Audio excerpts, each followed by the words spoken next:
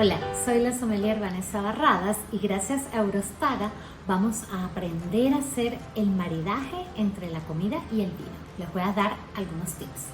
Primero, tenemos que quitarnos de la cabeza que la carne va con tinto, los mariscos van con blancos y las ensaladas con rosado. No, eso ya no se usa. ¿Por qué? Porque antes en los restaurantes las cartas de vino solo se basaban en la proteína. Por supuesto, no vas a ir a un restaurante a pedir lo que está alrededor, sino la proteína. Eso sigue sucediendo, pero todo lo que tiene que ver con el maridaje, con la combinación, no se basa solamente en la proteína, sino en eso que está alrededor, en todos los elementos que componen el plato. Muchas veces pasa que tienes una proteína, pero que esta misma proteína tiene una salsa muy fuerte, muy intensa, que opaca un poco el sabor de dicha proteína en sí, en su naturaleza. Y en eso es que tenemos que prestar atención. Es decir, lo más importante va a ser la salsa, los contornos, especialmente si esto es lo más fuerte y lo más relevante de ese plato. Así que tenemos que pensar de cada plato hasta 2, máximo 3 ingredientes que realmente resalten. La proteína y otros 2. Y es a partir de ahí que vamos a hacer nuestra combinación. Entonces les voy a dar 2 ejemplos muy clásicos para que puedan hacer su maridaje por contraste, que es como el más fácil de lograr. ¿Qué quiere decir esto?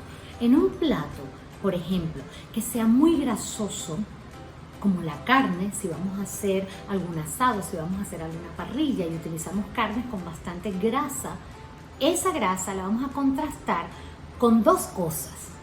El tanino, la tanicidad, que sea un vino astringente, que tenga cierta tanicidad un poco fuerte. Esa tanicidad te va a ayudar a limpiar el paladar, la lengua, entre bocado y bocado.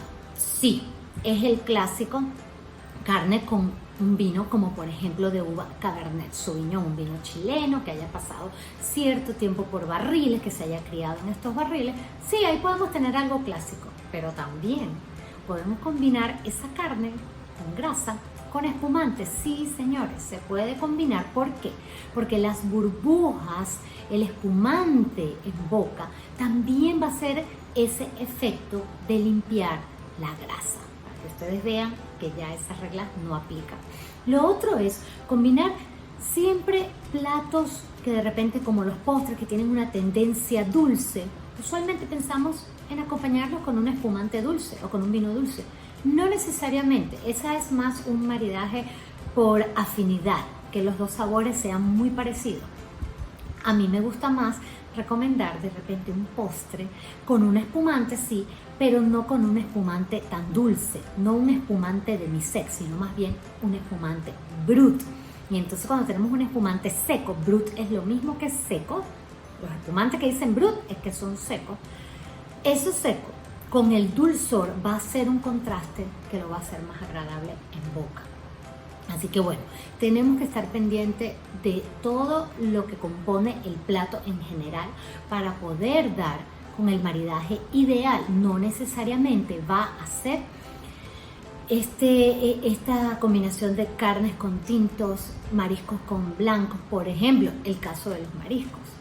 Sí, usualmente los comemos de repente a la parrilla, muy naturales, pero ¿qué pasa si se le agregan salsas, si se le agregan cremas?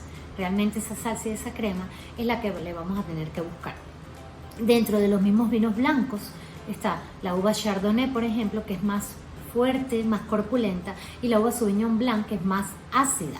Entonces, de repente, con el clásico ceviche, un ceviche que sea bastante ácido, que tenga esa acidez bien importante, yo lo combinaría con un blanco de uva Chardonnay, porque la Chardonnay no es tan ácida. En cambio, si le coloco a ese mismo un vino Sauvignon Blanc, va a ir bien, pero de repente va a ser un poco desagradable porque ácido con ácido pues es mucho más ácido. Así que bien, estos son algunos tips de lo que tienen que estar pendiente para hacer sus maridajes, sus armonías, sus combinaciones y estudiar un poquito más cómo vamos a hacer ese complemento entre nuestra comida y el vino. Muchísimas gracias por acompañarme hasta aquí. Nos seguimos viendo en otra edición.